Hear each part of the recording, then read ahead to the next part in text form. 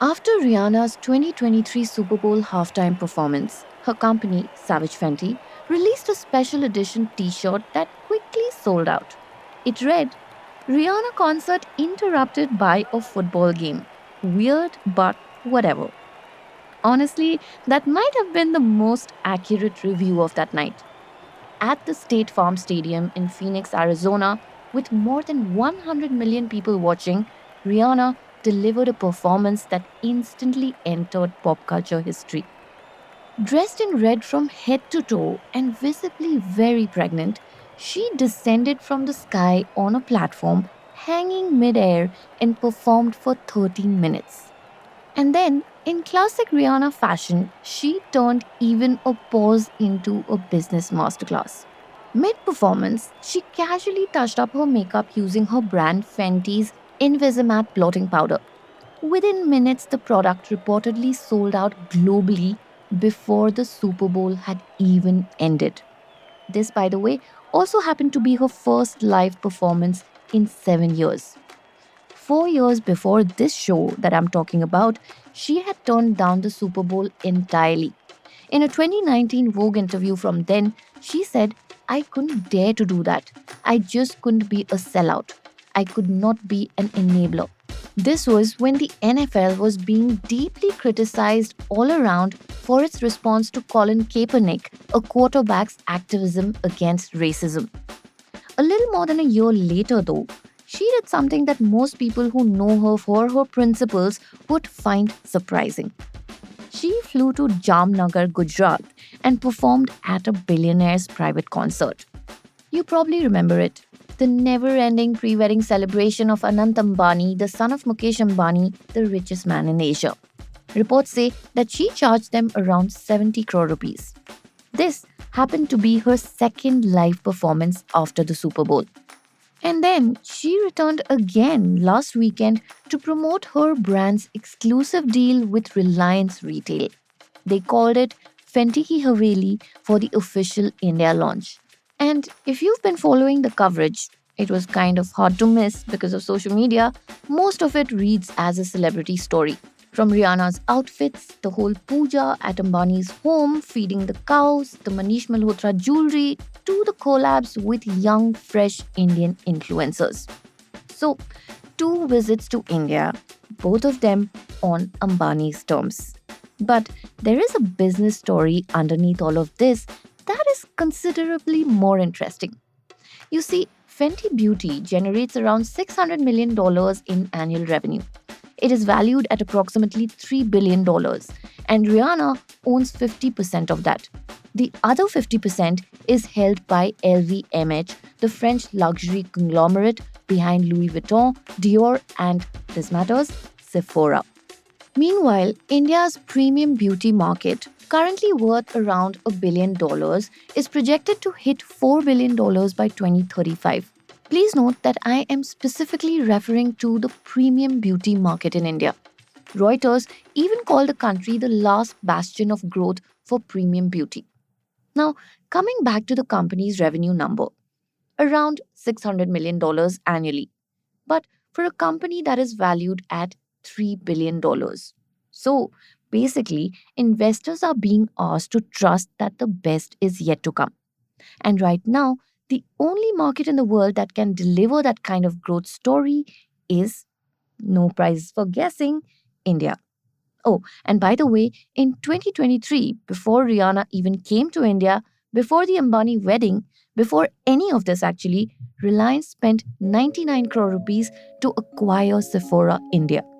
So, today we are going to look at how this acquisition made Rihanna's appearances in India inevitable.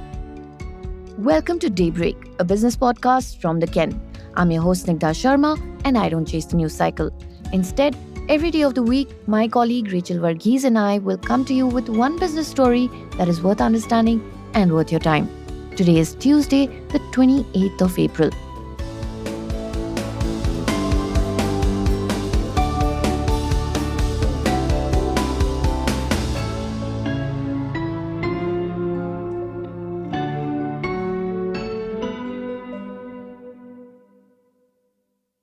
When Fenty Beauty launched in September 2017, it did something that the beauty industry had spent decades avoiding. It launched with 40 foundation shades on day one, covering the full spectrum of human skin, from the palest to the deepest. The most mainstream brands at the time offered around 15 to 20. Chanel, in fact, offered only 6. What happened next is history. At Harvey Nichols in London, the store sold one Fenty foundation every single minute in the first month. Vogue reported that in 40 days, the brand had made $100 million dollars in sales. By the end of 2018, the LVMH chairman, Bernard Arnault, confirmed publicly that Fenty had generated $570 million dollars in revenue. Time magazine named it one of the best inventions of 2017. And here's the best part, it was the darker shades that sold out first. Sephora's US website ran out of stock of 8 of its 10 darkest shades within 6 days of launch. Shoppers reported that even the store testers were gone.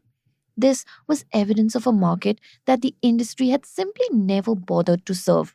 In fact, I would go on to say that they spent decades deliberately pretending that it did not exist.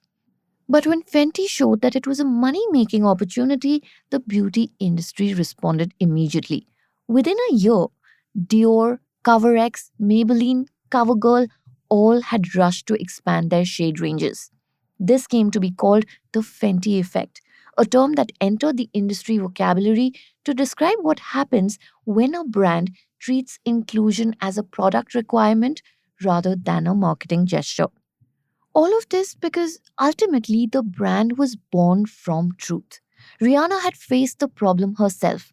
In an interview during the launch, she said, and I'm quoting, there needs to be something for a dark skinned girl. There needs to be something for a really pale girl. There needs to be something for in between. You never know. So you want people to appreciate the product and not feel like, oh, that's cute, but it only looks good on her. That directness is what separated Fenty from every celebrity beauty brand before it. The credibility came from Rihanna herself. And it is also why, 8 years later, Fenty's most important new market is India. Our country has one of the most diverse ranges of skin. It also has one of the most deeply entrenched cultures of colorism, which explains why Unilever's Fair and Lovely, a skin lightening cream that was introduced in 1975, held 70% of India's skin lightening market. Roughly half of all skincare products sold in the country are designed to lighten the skin. Some matrimonial websites even now allow families to filter prospective brides by their skin tone. This is the cultural context that Fenty walked into. We are talking about a market where the beauty industry had for decades been telling women with darker skin that their complexion was something that needed to be fixed. So, a brand whose founding argument was opposing this very issue, India was the obvious next chapter. It's just that the business had not caught up yet. So, on March 2nd, 2024, Rihanna performed at Anant Ambani's pre wedding celebrations in Jamnagar. The timing immediately sparked speculation that the Ambani performance was the opening move in a Reliance deal. Industry publications reported that rumors were already circulating that Fenty would partner with Sephora India, which Reliance had quietly acquired the previous year. But 5 days later, Fenty Beauty launched in India on Nykaa's cross border store, and the rumors faded. And then, 17 months later, Fenty left Nykaa and signed exclusively with Reliance. In our next segment, we will look at what happened.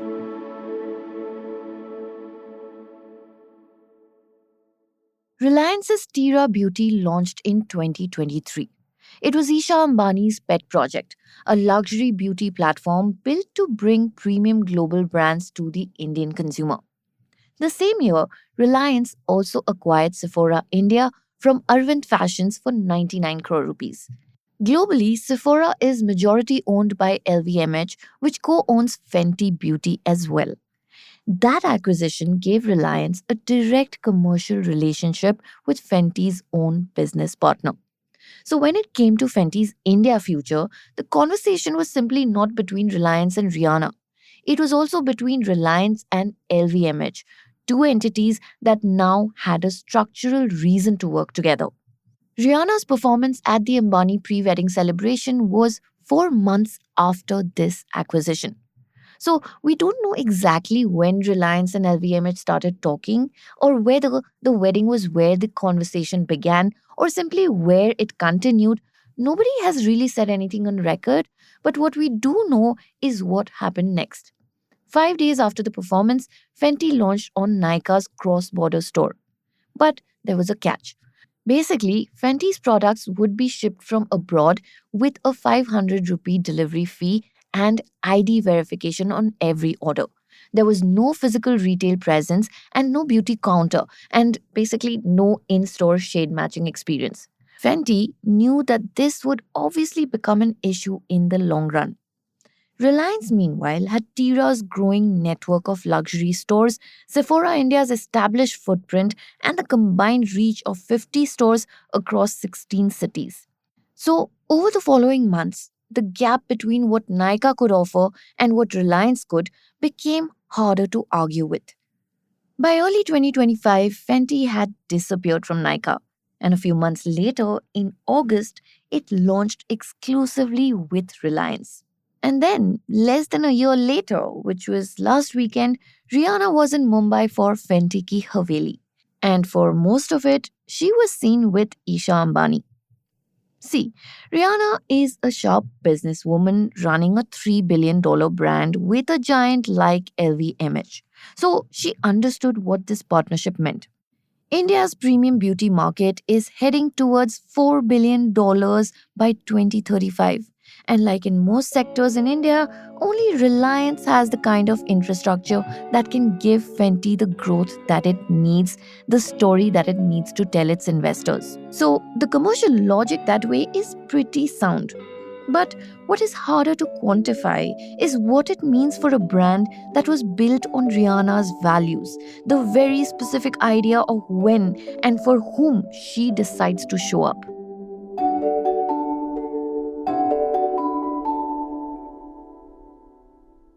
Daybreak is produced from the newsroom of The Ken, India's first subscriber focused business news platform. What you're listening to is just a small sample of our subscriber only offerings, and a full subscription offers daily, long form feature stories, newsletters, and a whole bunch of premium podcasts. To subscribe, head to theken.com and click on the red subscribe button on the top of the website. Today's episode was hosted and produced by my colleague Snigdha Sharma and edited by Rajiv CN.